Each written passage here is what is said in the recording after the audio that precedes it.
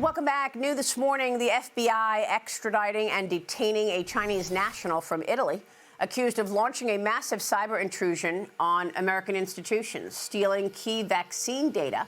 FBI Director Kash Patel says this happened during the height of the pandemic, writing, quote, Zhu Ziwei and his co-conspirators allegedly targeted and hacked U.S.-based universities, immunologists and virologists conducting COVID-19 research, including key treatment and vaccines, accessing email accounts and more. He was also allegedly a key contractor, part of a group responsible for massive cyber intrusion directed by PRC officials that compromised nearly 13,000 U.S. organizations.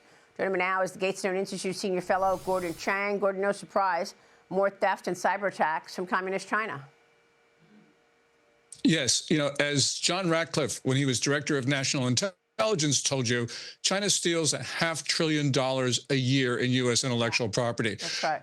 But the point here, Maria, is that the Chinese have been doing this for a very long time, decades. And we have decided as a society not to impose costs on China to get them to stop. So the issue here is not so much Chinese hacking, it's American failure. So I hope that we start to think about how we impose those costs to get the Chinese to stop. Yeah, I mean, when I asked President Trump about it in my interview 2 weeks ago, he said, look, we do it to them. They've been doing this for a long time. But here's what Kash Patel said when I raised the issue with him last week on Sunday. Watch.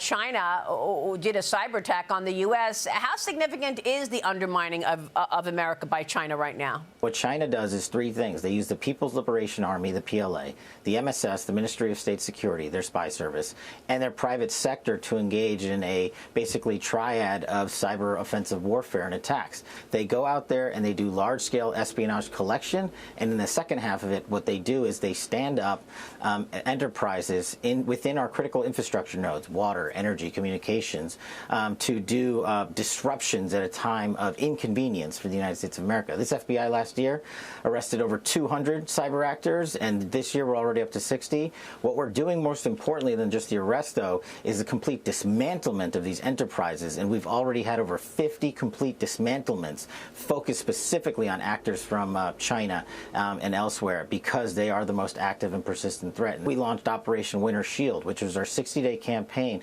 with direct engagement with the private sector, because what the Chinese do is they go into not just government systems but private sector systems. And just ask the 5 biggest banks what the FBI did for them over a weekend last year, expelled an entire hacker parade on their networks that could have crippled our financial institution. Yeah, so there you go, Gordon. I mean, the U.S. administration understands what China is doing. I mean, Treasury Secretary Scott Bessent told banks to avoid transactions with independent teapot refineries in China. These refineries import Iranian oil. The secretary warned of sanctions after launching penalties against one of China's largest refineries. Gordon, your thoughts there? The important point here is that we're imposing these secondary sanctions on China, as they did last Friday. It's good, I suppose, to warn the Chinese and say that we're going to go after their banks. But we've been warning the Chinese for a very long time. And when we do that, we give China the ability to move sanctioned activity from one entity to another. So this is sanctions whack-a-mole. What we really need to do is, everyone knows how to make sanctions effective. You impose them fast, you impose them comprehensively, and you vigorously enforce them. And that's what America has not done for decades. So here again, we know what to do. We know how to make sanctions work, and we are making the same mistakes. So I hope that Treasury Secretary Bessent actually imposes these sanctions instead of just talking about them. Because when we talk about them, we give China the ability to evade them. Mm-hmm. Meanwhile, what is with Bernie Sanders? Is he not aware of the competition with China? He held a panel discussion yesterday, partnering with top AI leaders, including 2 from China, calling for, quote-unquote, global cooperation on advancing this AI tech. Watch this.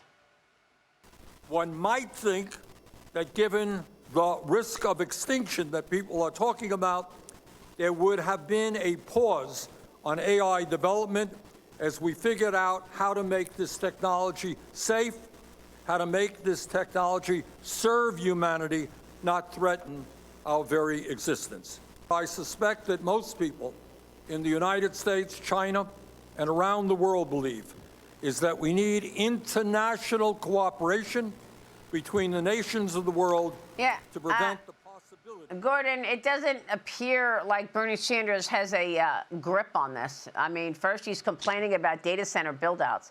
Then he's saying that he wants global cooperation. I mean, both Republicans and Democrats criticized that meeting, saying that China is not trustworthy. Why are you talking about an AI global alliance here when we know we're in a major race with China to beat them at AI, and the U.S. is winning, by the way?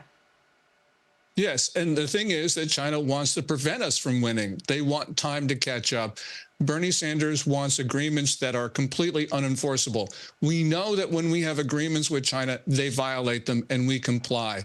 And by the way, Bernie Sanders needs a history lesson.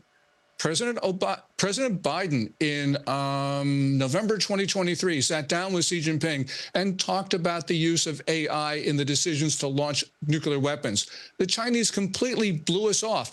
If they can't compete, if they can't cooperate with us on something so elemental as that, which everybody in the world agrees with, then how can we have an agreement with them on the broader AI and other issues? This is just nuts. Well, one of the issues is rare earth minerals, and Beijing appears to be efforting a tightening of control of rare earth minerals, moving to implement fines, it claims, on any unauthorized production and quota violations. I mean, this is all made-up stuff in terms of what China claims others are doing on rare earth minerals. It's a way that China can bully the world on rare earths. USA Rare Earth CEO Barbara Humpton will join me this morning in the 8 a.m. hour. Her company, of course, playing a key role in counteracting China's attempts at having a stronghold in this industry, Gordon. But, you know, it's going to be a hard card to play from China now with rare earths, now that the president has put them in this corner when it comes to oil. What the president has done in Venezuela and Iran, even his comments on Cuba, has left China in a very different position when it comes to oil. I suspect you're not going to see this bullying on rare earths, but look, it's all they've got, I guess, in some regard. Yes, and President Trump's actions have been really important in reducing our reliance on China on rare earths. We got technologies now that avoid the use of rare earths or reduce the amount of rare earths that we need. We also have all sorts of production and processing that we're going to proceed with, not only here, but around the world. You know, in a couple years, we will not have that critical dependency on China on rare earths, thanks to American leadership. And on oil, you know, the United States was, before this war, the world's oil superpower. We are now even more so when you consider it on a relative basis. The United States has actually gotten stronger because of this war. And the reason is on a relative basis. And the reason is that countries need what we have. They need food. They need energy. The United States has a lot of it. China doesn't have those things. They're critically dependent on others. This is a very good story for the United States when you think about our position in the world. Yeah, I love the fact that the U.S. can boast, as President Trump did during his address to the nation last month, it can boast that the U.S. produces more oil and gas than Saudi Arabia and Russia combined. That is a big statement, and that is one of the key issues that the world is noting at this point after the president's agenda focused on energy. Gordon, it's great to see you as always. Thank you, sir. Thank you, Maria.